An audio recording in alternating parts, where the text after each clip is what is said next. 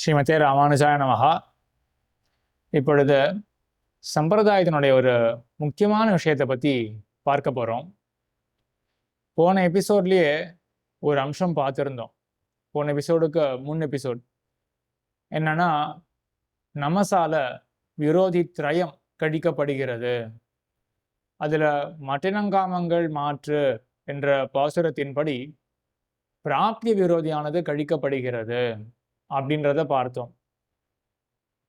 எவ்விதமான பிராப்திய விரோதி என்றால், கைங்கரியம் பண்ணும் பொழுது நமக்கு அப்படின்ற ஒரு ஆனந்தம் வரும். அந்த ஆனந்தமும் கூடாது, எல்லாமே எம்பெருமானுக்காக தான் என்று இருக்க வேண்டும் என்ற அந்த விரோதி கழிகையை பற்றி பார்த்தோம். நமசு பதம் முடிஞ்ச பிறகு, நமபதம் முடிந்த பிறகு மூன்றாவது பதம் நாராயண பதம். நாராயணாய அப்படின்ற சொல் இருக்கு. அதுல ஆய அப்படின்ற அந்த பாகத்துக்கு அர்த்தம் சாதித்த பிறகு பிள்ளைலோகாச்சாரியருக்கே ஒரு சந்தேகம் வருது. நமசுல சொன்ன அர்த்தத்துக்கும் இங்க சொல்லக்கூடிய அர்த்தத்துக்கும் விரோதம் இருக்கா போல தெரியறதே அப்படின்னு தாமே ஒரு கேள்வியை எழுப்பி கொண்டு அதற்கு தாமே பதிலை உரைக்கிறார். அதை பற்றி தான் இப்போ பார்க்க போறோம். ஆய என்கிற யுக்தால் சென்றால் குடையாம் என்கிறபடியே எல்லா அடிமைகளும் செய்ய வேண்டும் என்று பிரார்த்திக்கிறது அப்படின்னு அபேட்சிக்கிறது நினைக்கிறேன். அபேட்சிக்கிறது எல்லா அடிமைகளும் செய்ய வேண்டும் என்று அபேட்சிக்கிறது அப்படிங்கிற வாக்கியம். அப்போ சென்னால் குடையாம் இருந்தால் சிங்காசனமாம் நின்னால் மரவடியாம் நீழ்கடலுள் என்னும் புனையாம் மணிவிளக்காம் பூம்பட்டாம் புல்குமணையாம் திருமார்க்கு அரவு அப்படின்னு முதல் திருவந்தாதி பாசுரத்திலிருந்து இதுக்கு அர்த்தமானது காட்டப்படுகிறது. எப்படி இளைய பெருமாளானவர் ராமபிரானோட காட்டிற்கு சென்ற போது மட்டுமல்லாமல் எப்பொழுதுமே எல்லா அடிமைகளும் செய்யணும் அப்படின்னு பிரார்த்திச்ச மாதிரி எல்லா அடிமைகளும் செய்ய வேண்டும் என்று பிரார்த்திக்கிறது அப்படின்னு கைங்கரிய பிரார்த்தனை. இளைய பெருமானுடைய அவஸ்தையில இல்ல, இது பரமபதத்தில் இருக்கக்கூடிய திருவனந்தாழ்வானுடைய அவஸ்தை. திருவனந்தாழ்வான் தானே எல்லாமே பண்றது, திருவனந்தாழ்வான் தானே பிரார்த்திக்கிறது அப்படின்ற வாக்கியத்துல பிரார்த்தனை பண்ணலாமா? நமசாலே தன்னோடு உறவில்லை என்று வைத்துக்கொண்டு கைங்கரிய பிரார்த்தனை பண்ணலாமா? பிரார்த்தனை எப்படி வந்தது? நாராயணாய அப்படின்னு இருக்கு இல்லையா, நாராயணனுக்கு நான் எல்லா அடிமைகளும் செய்ய பெறுவேன் ஆக வேண்டும் அப்படின்னு இவ்வளவு அர்த்தம் அந்த ஆய அப்படின்றதுனாலேயே சூச்சிதமாக ஆறுது. அவனுக்காகவே அப்படின்றதுனால சூச்சிதமாறுது. இது கொஞ்சம் ஒரு டீப் கான்செப்ட். விருத்தி தாதர்த்தியம் அப்படின்னு ஒன்று வரும். அப்புறம் சியாம் என்றதனுடைய அத்தியாகாரம் என்றதெல்லாம் வரும். இதெல்லாம் முறைய காலக்ஷேபம் பொழுது பார்க்க வேண்டிய விஷயங்கள். மேலட இப்போ பார்க்க வேண்டிய விஷயம் என்ன அப்படின்னா, ஆய அப்படின்ற அந்த சதுர்த்தி இருக்கு, நாராயணாய, நாராயணனுக்காக. அதால சொல்லப்படுற அர்த்தம் என்ன அப்படின்னா, கைங்கரிய பிரார்த்தனை. எப்படிப்பட்ட கைங்கரியம் அப்படின்னா, திருவனந்தாழ்வான் என்னென்னலாம் கைங்கரியம், சர்வதேச சர்வகால சர்வாவஸ்தோச்சித கைங்கரியங்கள் செய்யறானே, அதை போன்ற கைங்கரியம் நானும் செய்ய வேண்டும் அப்படின்ற பிரார்த்தனை தான் இங்க குறிப்பிடப்படுறது. அப்ப நமசோடு உறவில்லை என்று வைத்துக்கொண்டு கைங்கரிய பிரார்த்தனை பண்ணலாமா? அதாவது நமப்பதமே நமக்குன்னு எந்த ஆசையும் இருக்கக்கூடாதுங்கிறத சொல்றதுனால கைங்கரிய பிரார்த்தனை மட்டும் பண்ணலாமா அப்படின்னு அடுத்த வாக்கியத்துல மாமுனிகள் சாதிக்கிறார். அப்போ படியாய் பிள்ளை லோகாச்சாரியார் சாதிக்கிறார். அப்போ அடுத்த வாக்கியத்துல கைங்கரிய படியாய் கிடந்து உன் பவழவாய் காண்பேனே என்கிறபடியே கைங்கரிய பிரார்த்தனை வந்தேரி என்று ஸ்வரூப பிரயுக்தம் அப்படின்னு சுவாமி பிள்ளைலோகாச்சாரியார் சாதிச்சிருக்கார்.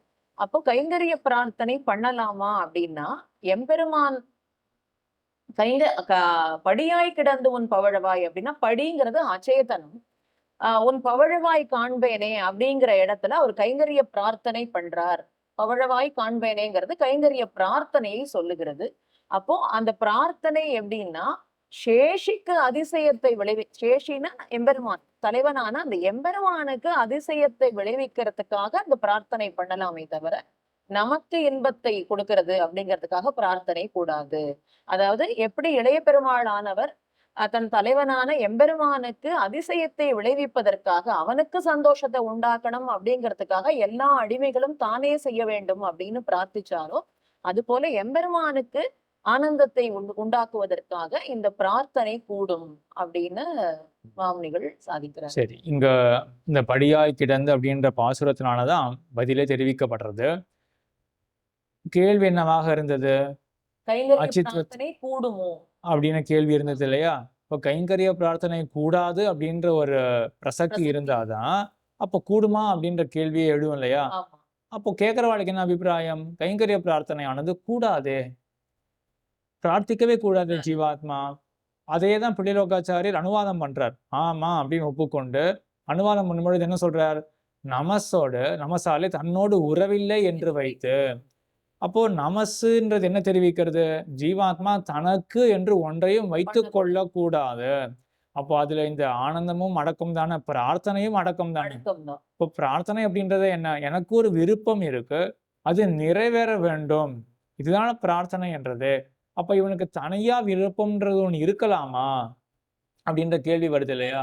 அதெல்லாம் கூடாது அப்படின்னு தானே நமசில தெரிவிச்சார். ஆமா. அச்சித்வத் பாரதந்திரியம் பாரதந்திரியம். அப்படின்னு தெரிவிச்சார் இல்லையா? இப்ப அச்சித்வத் பரதந்திரனாக இருக்க வேண்டிய இவன், அச்சித்த போல கல்ல போல கட்டைய போல தான் இவன் இருக்கணும்.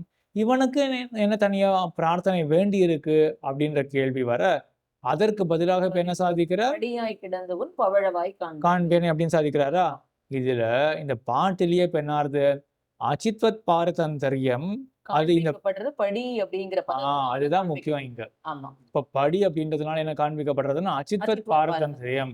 ஏன்னா படின்றது அச்சேதனம் தானே. அச்சேதனம். அப்ப ஆமா. அதுக்குன்னு தனித்து ஒரு வேண்டுதல் வேண்டாமை அப்படின்லாம் இருக்காது. இருக்காது. அப்ப அது போலதான் நான் இருக்க வேண்டும் அப்படின்றதுதான் எண்ணமே இங்க ஆழ்வாருக்கு. ஆழ்வார். ஆக அச்சித்வத் பாரதந்திரியம் தெரிவிக்கப்படுறது. படியாய் கிடக்க வேண்டும்.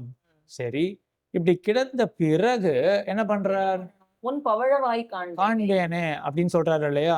அப்ப படியா கிடந்தா மட்டும் போதும் அப்படின்ற மட்டும் நிலை இருக்காது. இந்த படியாய் இருக்கக்கூடிய இந்த கிடக்கைய பார்த்து எம்பெருமான் இது கிடக்கிறது எதற்காக? இதற்காக எம்பெருமான பார்க்கறதுக்காக தானே. அப்படி சொன்னா ஆனந்தம் அப்படின்னு ஆயிடும். எம்பெருமான பார்த்து நான் அனுபவிக்கிறதுக்காக. இப்ப நம்மளே திருவேங்கடமுடியானை சேவிக்க போறோம் அப்படின்னா, நமக்கே வந்து எம்பெருமான சேவிக்க போறோமே அப்படின்ற எண்ணம் நிச்சயமா இருக்கும். அப்போ அது வந்து நம்மளுடைய ஆனந்தத்துக்கு அப்படின்ற ஆயிடும். ஆனந்தத்தை பார்க்கணும். அப்படின்றதுக்காக தானே இருக்கணும். அப்ப நான் படியாய் கிடக்கிறது எதற்காக? உன் பவழவாய் காண்பேன். படியாய் கிடக்கிறது முதல்ல அவனுக்கு ஆனந்தம் விளைவிக்க வேண்டும் அப்படின்றதுக்காக தான். ஆக நான் படியாய் கிடத்தல் எதற்காக? எம்பெருமானுக்கு அதிசயம் ஏற்பட வேண்டும். அவனுக்கு ஆனந்தம் விளைய வேண்டும் அப்படின்றதான. ஆக நான் கிடக்கிறதுக்கே என்னுடைய தூண்டுகோல் என்னது? நான் எது கிடக்க வைக்கிறது? அவனுடைய ஆனந்தம் விளைய வேண்டும் விளைய வேண்டும்ங்கிறது தான். அப்படின்ற நினைவு தான் என்ன கிடக்கவே வைக்கிறது படியாக. அப்ப நான் அச்சித்த போல இருக்கேன் அப்படின்னாலே, இப்படி இருந்து எப்படியாவது எம்பெருமானுக்கு மேன்மையை விளைவிக்கணும். விளைவிக்க வேண்டும், ஆனந்தத்தை விளைவிக்க வேண்டும் அப்படின்ற எண்ணம் தானே. இப்போ அதையே அச்சித்தா கிடக்கிறேனே, கிடக்கிறது உண்மையா அச்சித்து கிடையாதே. நான் தானே. நான் யாரு? ஞாத்தா. ஞாத்தா. அப்போ இந்த அறிவு இருக்கிற நான் தானே. அப்போ எனக்கு என்ன ஆகும்? நான் தெரிஞ்சுக்கணும்னு ஆசை தான் படுவேன். என்ன தெரிஞ்சுக்கணும்னு ஆசைப்படுவேன்? எம்பெருமானுடைய ஆனந்தத்தை. அத தெரிஞ்சுக்கணும்னு ஆசைப்படுவேன் இல்லையா? நான் கிடக்கிறது எதற்காக? எம்பெருமானுடைய ஆனந்தத்துக்காக தான். அது விளைந்ததா இல்லையா அப்படின்னு தெரிஞ்சுக்கிறதுக்கு எனக்கு ஆசை இருக்காதா? அதுவே தான் இங்க படியாக கிடப்பேன். இப்ப படியா கிடக்கிறது எம்பெருமான் ஆனந்தத்துக்காக. ஆமா. அதுக்கப்புறம் நான் காண்பேனே அப்படின்றாரு இல்லையா? உன்னுடைய பவளவாயை நான் காண வேண்டும் அப்படின்னு ஆசைப்படுறாரே, அது என்ன ஆசை அப்படின்னா, தனக்கு ஒரு ஆனந்தம் வேணும் அப்படின்ற ஆசை கிடையாது. எம்பெருமானுக்கு ஆனந்தம் விளைந்தாயிடுதா? தெரிஞ்சுக்கணும் அவ்வளவுதான், வேற ஒண்ணுமே கிடையாது. இந்த காண்பேனே அதிசயத்தை விளைத்தால் அல்லது தெரியாத தெரியாமல் இவன் இருப்பான் இல்லையா? அப்ப என்ன அதிசயம் ஏற்பட்டுருதா அப்படின்னு இவன் எதிர்பார்த்துட்டே இருப்பான். அவ்வளவுதான் இங்க கைங்கரிய பிரார்த்தனை அப்படின்றது இவ்வளவேதான். அது வந்து வந்தேரி அன்று ஸ்வரூப பிரயுக்தம். இயல்பா ஸ்வரூபம் அப்படின்னா இயற்கையா நமக்கு இருக்க வேண்டிய ஒரு நிலை. அது வந்தேரி அன்று. இந்த வந்தேரி அப்படின்றதுக்கும் மாமனிகள் ஒரு பதம் பிரயோகம் பண்ணியிருப்பார். வந்தேரி அப்படின்றது எப்படி வந்தேரி? இப்போ அந்த படிங்கிறது பங்கி ஞாபகா? வந்தேரி அப்படின்றது வந்து ஸ்வபோக்திருத்வ ரூப அகங்கார பிரயுக்தமாய் கொண்டு வந்தேரி அன்று அப்படின்ற மாதிரி பங்கி அங்க இருக்கும். அகங்கார பிரயுக்தமாய் வந்த வந்தேரி அன்று அப்படின்னு. அப்போ எப்படிப்பட்ட இங்க அகங்காரம் வர வாய்ப்பு இருக்கு? நான் போக்தா, நான் அனுபவிக்க வேண்டாமா அப்படின்ற எண்ணத்தோட, அப்ப எனக்கு ஆனந்தம் வரணும் அப்படின்னா என்ன பண்ணணும்? பெருமாளுக்கு கைங்கரியம் பண்ணணும். அப்ப என்னுடைய ஆனந்தத்துக்காக அப்படின்னு ஸ்பஷ்டமா தெரியுது. கைங்கரியமே எதற்காக? நான் பீஸ்ஃபுல்லா இருக்கணும், நான் ஆனந்தமா இருக்கணும் அப்படின்றதுக்காக கைங்கரியம் அப்படின்னா அது ஸ்வபோக்திருத்வ புத்தியால வந்த வந்தேரியான கைங்கரியம். அப்படி கிடையாது இங்க சொல்லப்படுறது. இங்க சொரூப பிரயுக்தமானது. இந்த பிரார்த்தனை என்ன அப்படின்னா ஜீவாத்மா இருக்க வேண்டியது. எப்படி இருப்பான் அவன்? எம்பெருமானுக்கு அதிசயத்தை விளைவிக்கணுமே அப்படின்னு இருப்பான். அதுக்கப்புறம் இவன் ஞாத்தாவா தானே இருக்கான். அறிவுள்ளவனா அறிபவனாக இருக்கான். இருக்கிறான். அப்ப அறியணும்னு ஆசை இருக்கு. இயல்பே அதுதானே. இயல்பு. எம்பெருமானுக்கு வந்து அதிசயம் ஏற்பட்டுச்சா, ஏற்பட்டதா அப்படின்னு தெரிஞ்சுக்கணுமே எனக்கு.